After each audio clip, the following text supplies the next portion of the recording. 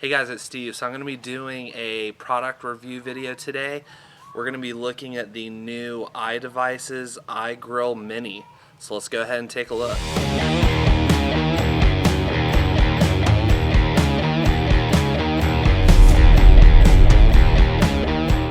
Alright, so we're going to go ahead and take a look at the new iGrill Mini here. So this is a brand new design that they released in late 2013.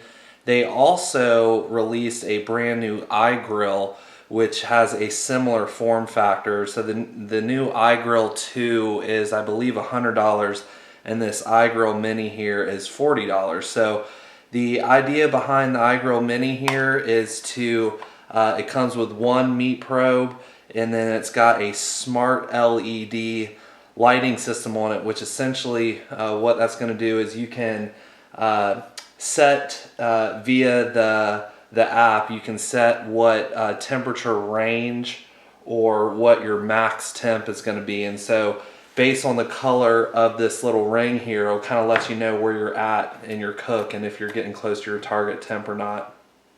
So walk you through the contents here. So this is the iGrill Mini unit itself. So you can see here it's pretty tiny. It's super lightweight, and this is the little mount that it sits in.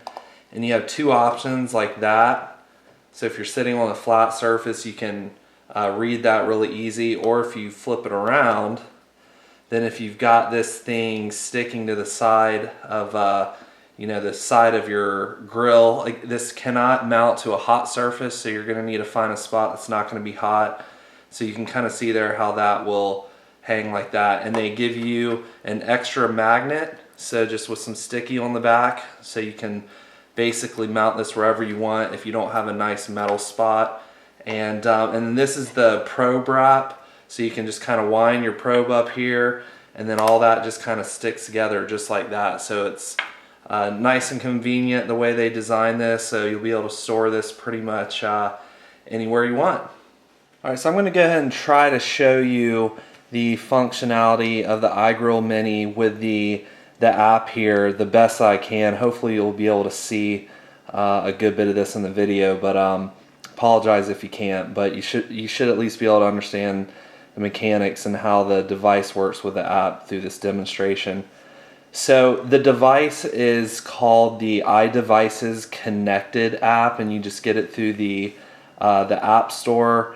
And this is a brand new app with the first generation iGrill. There was a different app called, I think it was just the iGrill app, and there were some connection issues with that app connecting to the iGrill. I had some issues I read online where some other people were experiencing the same thing. So it looks like they kind of ditched that app and rewrote this one from the ground up. In all of my testing so far, I haven't had a single issue connecting, and I'm gonna demonstrate that here.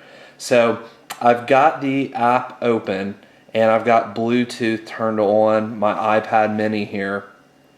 And what I'm gonna do is I'm just gonna, for about 2 seconds, push the middle button on the iGrill Mini.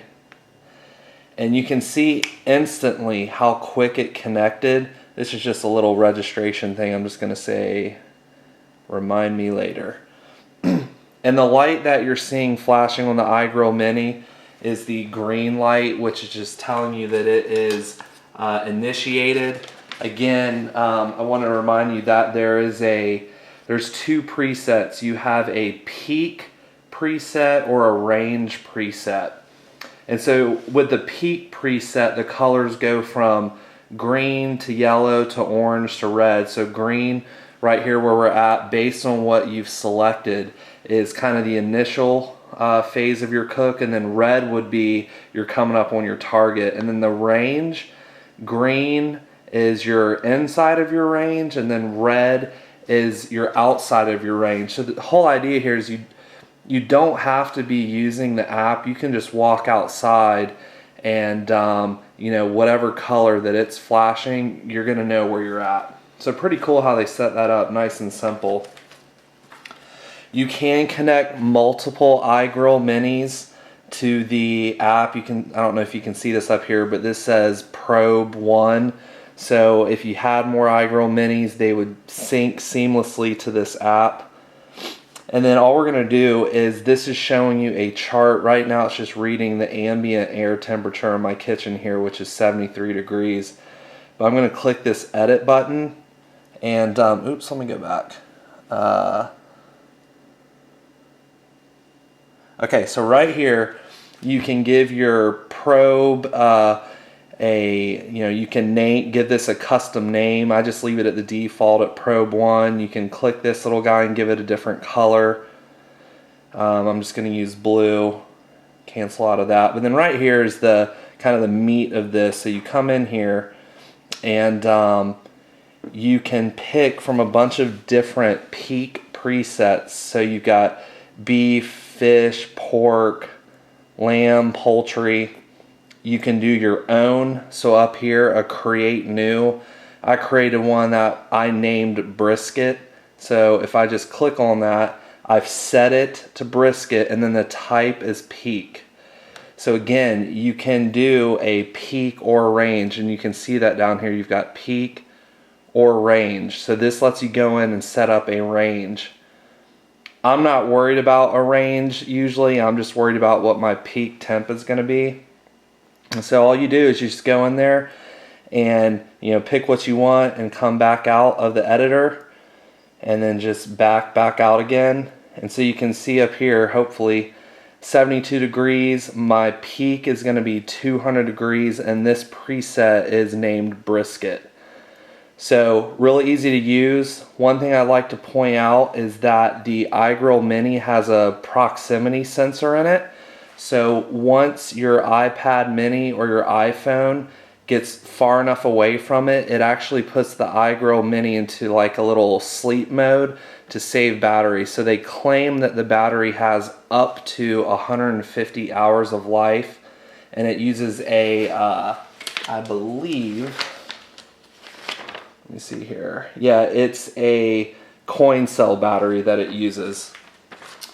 So pretty straightforward with that, easy operation. I've cooked with this a couple times, and the graph here is great, just kind of see where you're at. So we'll go ahead and take this thing outside and let you see it in an actual cook. Okay, so I'm just going to show you real quick just a couple of the different mounting options. This is my Rectech pellet grill. This door right here would be extremely hot, so I wouldn't actually mount it here, but I just wanted to show you how this is where I've got the mount with the taller end facing down, and then I put the iGrill Mini in like that, and it just sticks straight to it. The only thing so far that I'm not a big fan of is the actual unit itself comes out of this footer incredibly easy. It doesn't seem to stay in there well, even with kind of twisting and turning around. I've had it just kind of fall out a couple times just with barely moving it around. So not really sure what to say about that. It's definitely not a deal breaker, but I would just caution you that if you're going to have it on the side of something, just to be careful with how easy it just comes right out. Okay, and then if we move it over here to this flat surface, this is where you'd want to turn it around and have the skinny, the shorter side of it facing out, and then just put the iGrill Mini in there, just like that, and see it's sticking to that surface as well.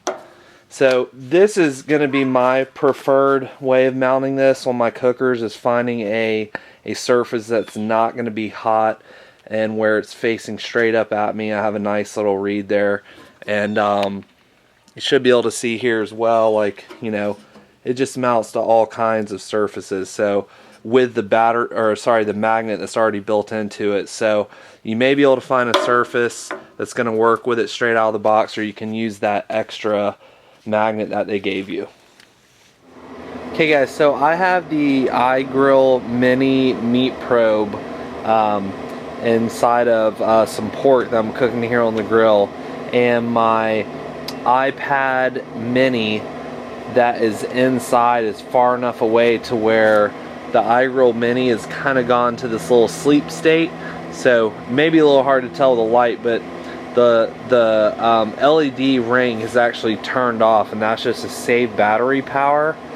But I'll show you here in just a second that it's actually still communicating with the iDevices connected app. Okay, so here we are back inside, and like I just said, I'm far enough away from the actual iGrill Mini unit, the base unit, to where it has gone to sleep, so to speak, to save some battery power, but it's still actually communicating to the app here, and this is live. So the only way you're going to lose connection is if you actually shut your iPad or your iPhone down. You know, you close it, turn the power off, or you disconnect Bluetooth. So you can see that that's just crept up a couple degrees. So really straightforward, easy to use.